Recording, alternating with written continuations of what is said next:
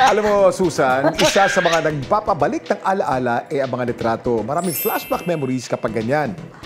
Ay nako Kuya Kim, mas instant na nga ngayon na kumuha ng picture, di ba? Kaya capturing the moment talaga lahat. Tama yan. Pero ibang dating kapag makaluma ang feels ng litrato. Kaya kahit high-tech na ngayon, lahat ng telepono pwede na eh. Meron pa rin mas pinipili na makaluma ang gamitin. Yan ang kwentong inalam ni Mark Salazar. Travel ready pero ang camera, OG. Ngayon, madali na maglagay ng vintage filter sa mga litratong kinuhanan ng smartphone. Pero ang ilan, pinipiling bumalik sa dating gawi, ang OG digicams na may mala vintage effect sa kuha. At classic na pagde-develop ng film.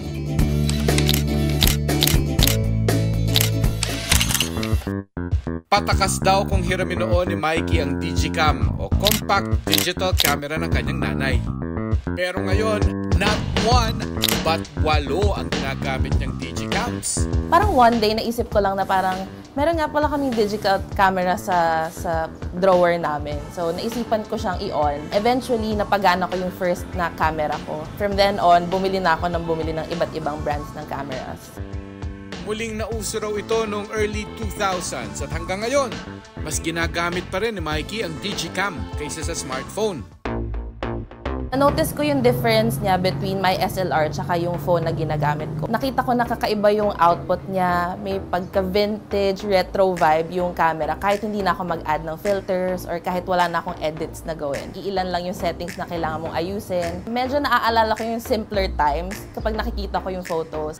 Point-and-shoot camera na ito. Ibig sabihin, itututok lang sa subject, sabay pindot ng shutter button. Ready na ang litrato. Madali lang umano makahanap ng segunda manong Digicam online. Pero mahirap daw makabili dahil bidding o paunahan sa pagmine. Nakukuha ko yung camera from those people na nagde-declutter lang. Ngayon, mataas na yung value ng digital camera kasi biglang nag-hype yung digital cameras na appreciate na ulit ng mga tao. Ang isang Digicam maaaring magkahalaga ng 1,000 pesos hanggang 10,000 pesos. Depende sa modelo nito. Trip down memory lane ba kamo? Wala na raw tatalo sa pag-develop ng film.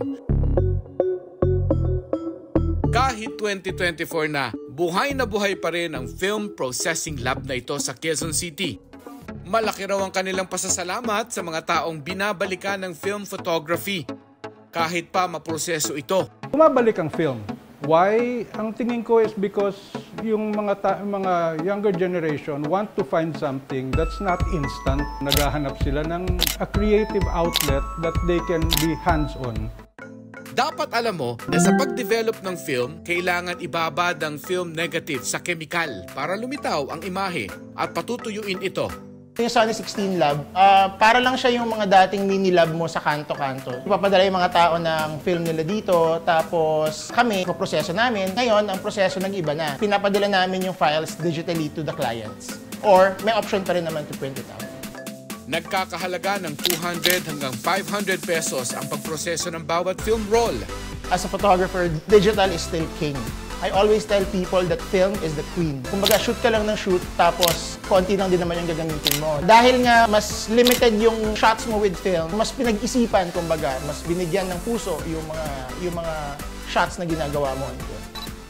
Saan mang bumiyahe papunta, siguraduhin camera ready. OG o smartphone man, ang mahalaga, may alaala ng nakaraan. Ako, si Mark Salazar. At yan ang kwentong dapat alam mo.